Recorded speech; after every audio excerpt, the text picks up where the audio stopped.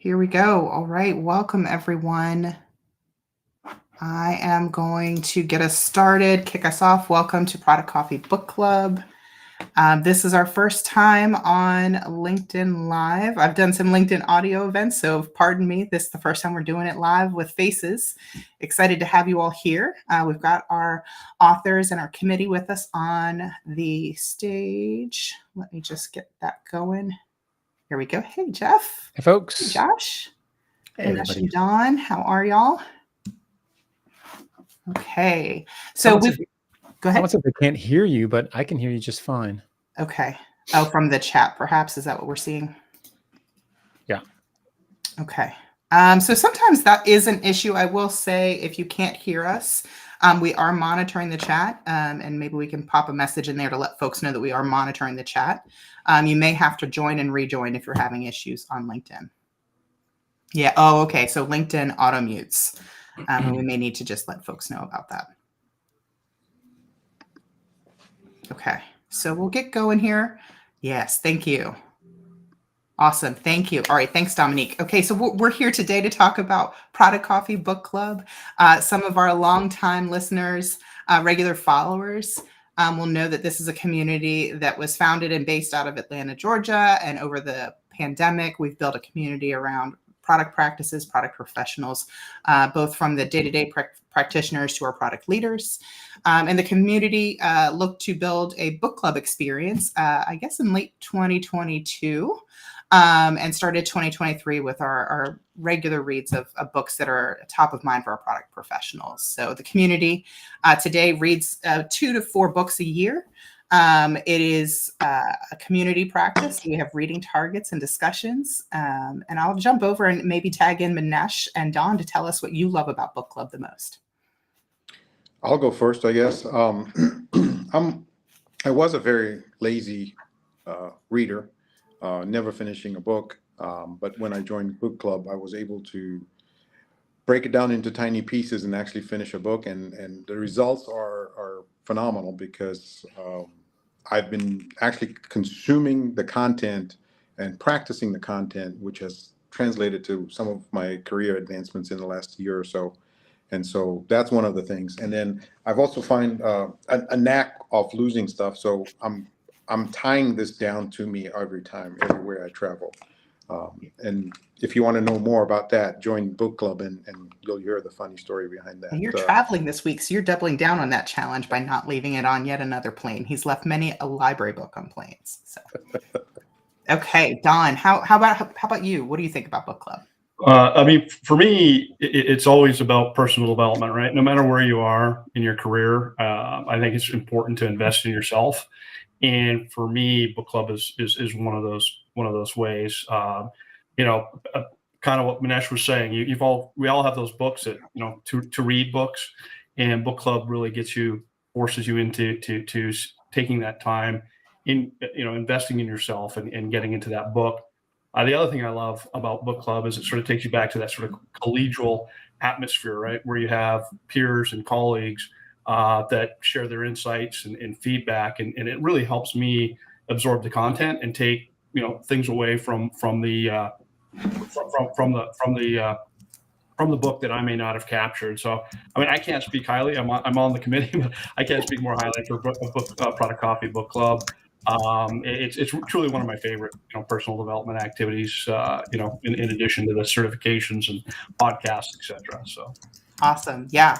So Don, I know you're biased because you're part of the committee, but right, we recruited you. So you started as just a general community member, and we've converted you over. So great to hear that that's valuable for you. And I love hearing both of y'all talk about the additional learnings you've gathered from the conversation.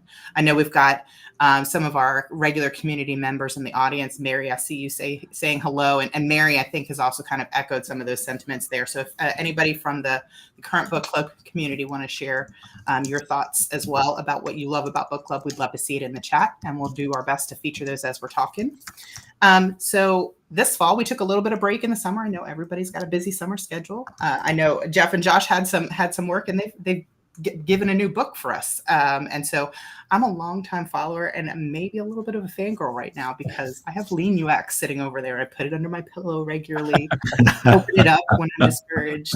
But I'd love to hear a bit about your latest book, which we'll be reading, which is Who Does What by How Much. Yes. Here it is. There it is. Always at the ready. Yes. So Who Does What by How Much is a book about OKRs, about customer-centric OKRs. And recently somebody challenged me about, they're like, you and Josh have written some books together. It's a third book together. Josh has written a book out on his own. I've written a couple on my own as well. How can you know about all this stuff? This can't possibly be a good book because you've written all these different books, and and I was so bummed by that because in my mind, and I explained it in a blog post recently, but I'll explain it here as well. There's a through line to the story of the books that Josh and I have written together. So we started with Lean UX. You mentioned Lean UX. Lean UX was a highly tactical, practical book for designers by designers about how to practice user experience design in an increasingly agile world. That was where we started. Now, that was the first edition. The second edition became a kind of more inclusive of product management, et cetera. And the third edition, which is the current edition, is really a book about cross-functional collaboration and working together as a team to deliver great products. When we shipped Lean UX, the feedback from everybody who read it, well, for the most part, right, the overwhelming feedback was, this is great. We love this. We want to work this way. My company and my boss won't work this way. They don't let me work this way. And so Josh and I responded to that feedback with a book called Sense and Respond, which was a business book that tried to explain to leaders and aspiring leaders that running a software-based business, which is pretty much every business of scale today, is a fundamentally different endeavor in the hopes of kind of softening the cultures for more Lean UX type work to take place. But every time we kind of went up a level, we kept bumping up against the same issue, which was goals. No matter how much change we tried to affect or talk about or consult on or teach inside organizations, we kept bumping up against the goals of the organization. And overwhelmingly, the goals of the organization have been to output and to revenue, right? So make stuff and make money.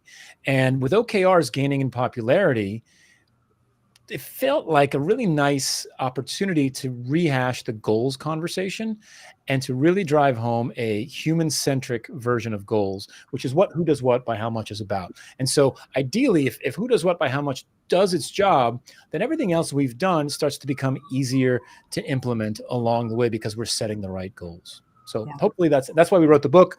The book is about objectives and key results, but it's about human-centric objectives and key results. Yeah, and that's what had my attention. There's lots of OKR books out in the world. You all are not the first to speak on this topic. And right, putting that human mindset, perspective, behaviors at the center of our conversation, I think will give us a different perspective. It's not me. I live in the middle of the woods. It would be squirrels. That's me in Brooklyn. Oh, okay. Well, hello, Brooklyn. Good morning, good afternoon. Anything else you want to add there, Josh, or any thoughts you want to, before we jump to another question? Awesome. Okay, fantastic. So, we're thinking about OKRs. Can you tell me a little bit about, and you said you've written a business book. We've talked with our designer folks. Do you think this is a good read for product owners, product managers, product leaders? We've got, several of those in our audience. What do you think they're going to get out of this book? So, I think one of the things that that we've always felt is that to sort of, Lean UX, it's about cross-functional collaboration. And it's about making teams more effective inside organizations. And so it's sort of good news and bad news about the name Lean UX is that, the book's been very successful, but it's always been a book for engineers, product people, anybody who contributes to a digital product team. And so, and in fact, increasingly, as we started to, Jeff and I do a lot of training and coaching around the material in Lean UX, people would take our classes and say, why do you call this a UX class? This is a product class. And so, I really think that this material is very useful for product people. In Who Does What by How Much, specifically the OKR book, we were looking to say, like, look, that material that we the foundation of our work has been for digital product teams. But how do we make the whole organization capable of being more agile, being more collaborative, whether or not they work in digital product development or not? Like if I work in human resources, or I work in the legal department, or I work in operations or facilities, right? These ideas of, collaboration, agility, customer centricity, they're critically important in every role, in every business. And so how do we bring that thinking, that sort of systematic thinking, to the whole organization? And so, yes, absolutely, to answer your question, there's a lot here for product people. And there's a lot here for really the whole organization.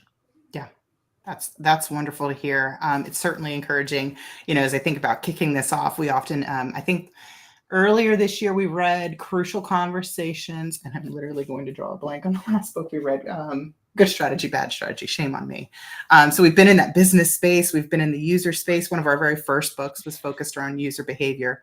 But I'd love to hear, I'm going to put Manesh and Don on the spot here as product leaders. You've probably been in organizations where you've had to either implement or support your teams with OKRs. Are there any pain points that come to mind that would be good to hear about either in this conversation today or as you're reading that you would find valuable for either your day-to-day role or your previous experiences with OKRs? I mean, I'd like to hear, the perspective on how deep to dive into OKRs and what should we take away from the book in terms of the implementation there. I find that you always get a good idea and say, hey, we've got OKRs. Let's all go get our OKRs. Let's implement. But sometimes it can be taken too far. And I'm just trying to get a sense of, as we read through the book, what advice would you have for us there? Can I ask a clarifying question? What do you mean when you say taken too far? Like, what does that mean? I think when I say too far, meaning is that you have everybody in the organization have their individual OKRs, and people mistake them for goals, right? Yes. And there's different levels within the organization that I think you can take them to, and so there again, everybody gets excited, and that enthusiasm takes over sometimes. Yeah. So we draw a pretty clear line in the book that this is a goal-setting framework for teams. So these are goals, but they're a goal for the team. They and that's the lowest. That's the atomic unit, if you will, that shouldn't be broken down any further. We want to set OKRs at the team level, at the smallest level, but not at the individual level. Generally speaking, individual OKRs inside organizations are done poorly. They end up being goals. And so people create very tactical, very easily gamed goals, right? I'll give you an example, right? Somebody says like, I'm a level 2 product manager and I want to become a level 3 product manager, right? And so my objective is become a level 3 product manager next year in the organization. And my key results are attend 3 workshops, read 5 books, and go to a conference, right? And so you go and you do those things. And are you a level 3 product manager, right? Like the OKRs really do start to break down at the individual level. So it's goal setting framework for teams to help them focus on the most important thing that they need to be doing right now. And so there might be organizations or departments in the organization who don't have to use OKRs, right? So things like, for example, the sales team, right? Sales has a good, they've got a fairly consistent set of metrics that are used across companies. Maybe they don't get OKRs if they don't need them, right? Business as usual activities like, system uptime maintenance, that type of operational maintenance, that type of thing. Maybe they don't need OKRs, right? We can talk about it, but generally, if you're making something inside the organization that's consumed by other humans, in most cases, OKRs could make sense for your team. Awesome. Thank you. The gone too far, I'm sure, is going to come up in our conversations with our community. We like to take things too far sometimes. And that's part of the banter of book club is, right, I read it and words on a page can be one thing. Sometimes I actually listen to most of my books because I can consume it a bit faster. And then I come back and post-it note up the book for conversations and or learnings. That was really great to share. Manesh, did you have anything about pain points or things that you're looking to get out of the book as we read? Yeah, so we tried to implement OKRs last year, and what I noticed from some of the things that we did was people started going into literally tasks and saying, we need to get this done in this quarter. And then the measure was, did it get done? Instead of, Right. Something in the tune of what outcome we want to deliver. And so the missing element was, and we were more internally focused, team, as opposed to one that would be, for example, a product that we delivered to, a consumer base, for example. And so maybe they were looking at net NPS scores or other scores or something. So this is more internal stuff. So we challenged our, selves by not understanding who our real customers were. I think a lot of people are falling into that trap, and then it kind of drops away because they can't keep up with all that tracking. And a lot of people ended up basically creating tasks instead of things that were, outcome driven things.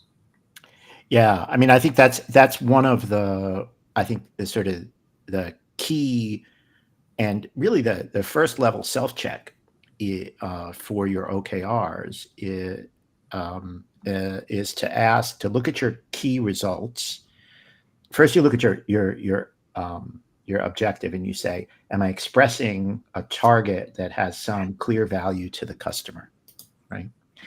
The second thing is, are my key results outcomes? In other words, are they a change in human behavior as opposed to a task or a deliverable, right?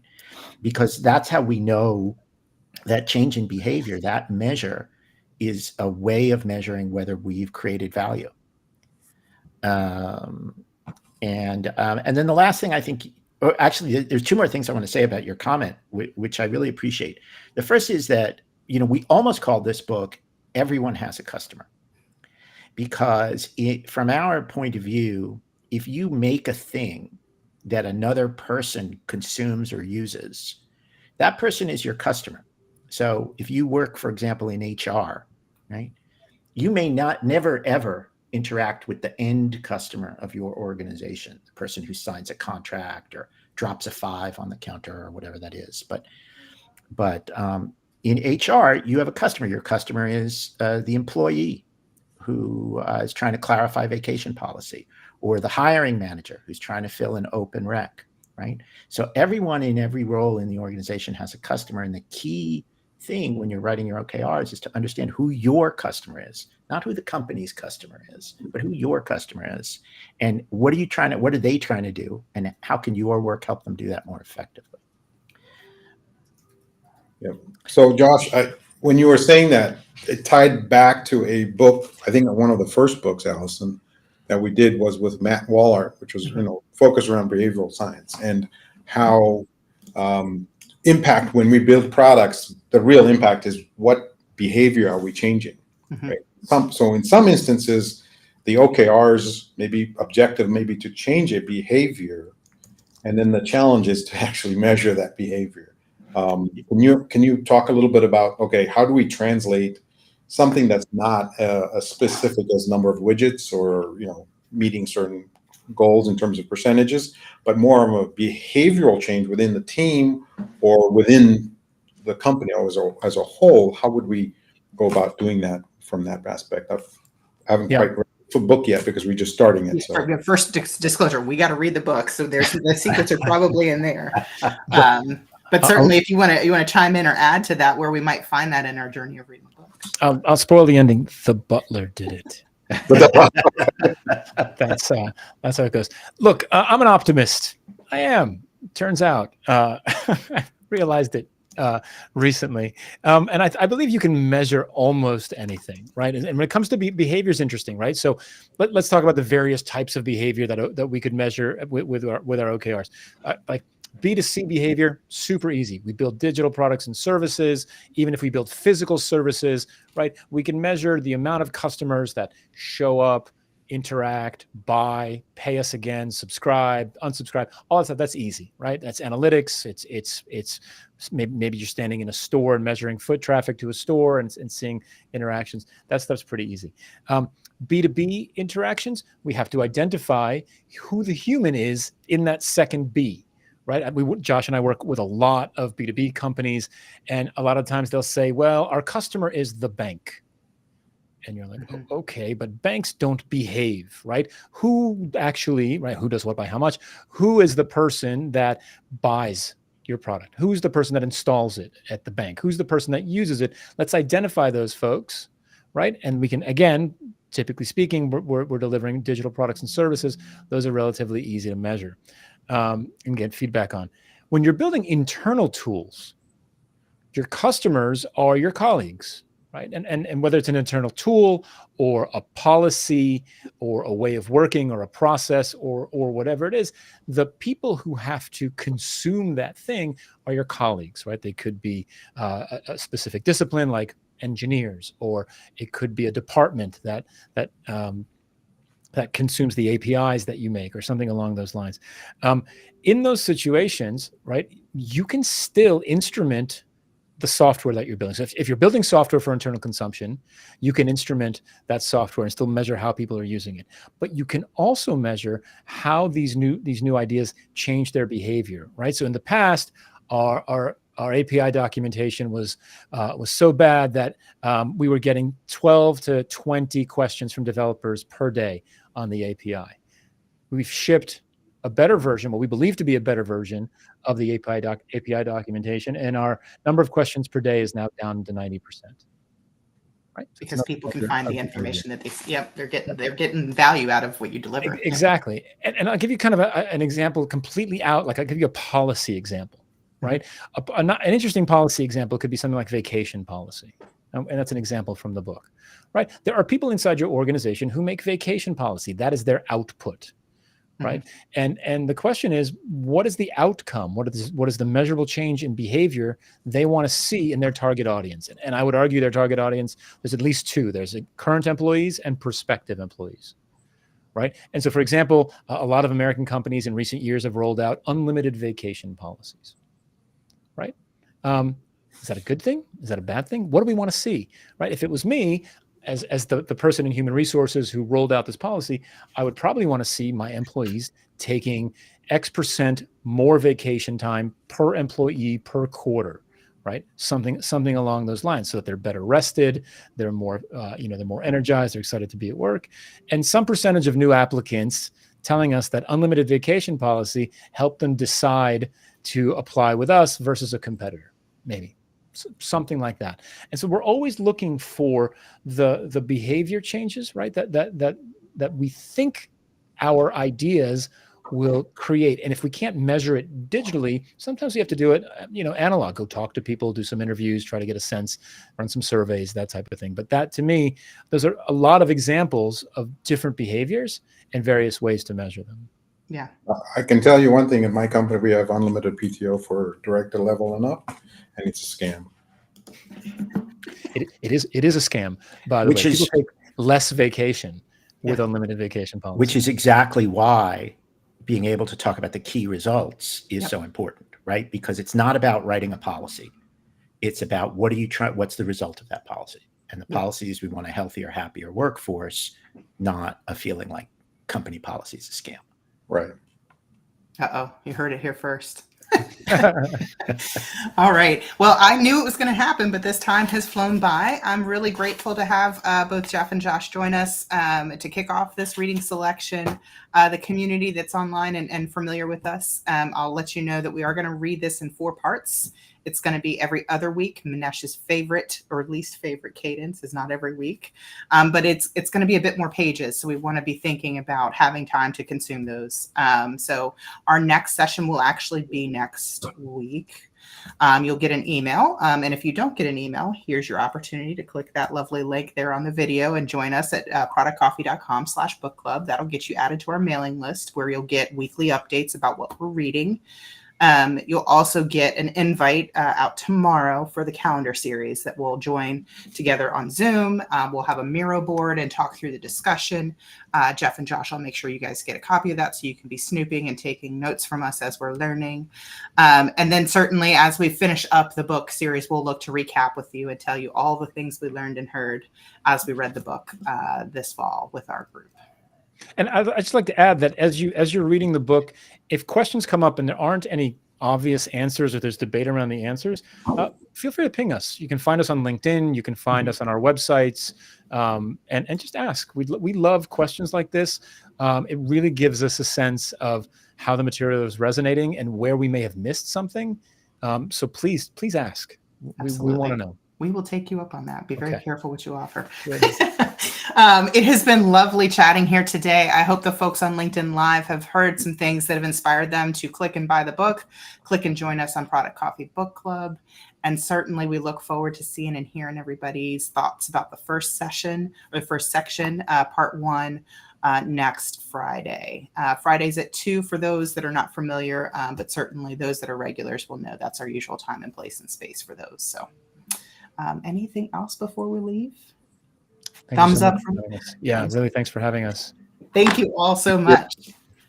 All right. Have a good afternoon. Thank you. Thanks, everybody. Bye, everybody.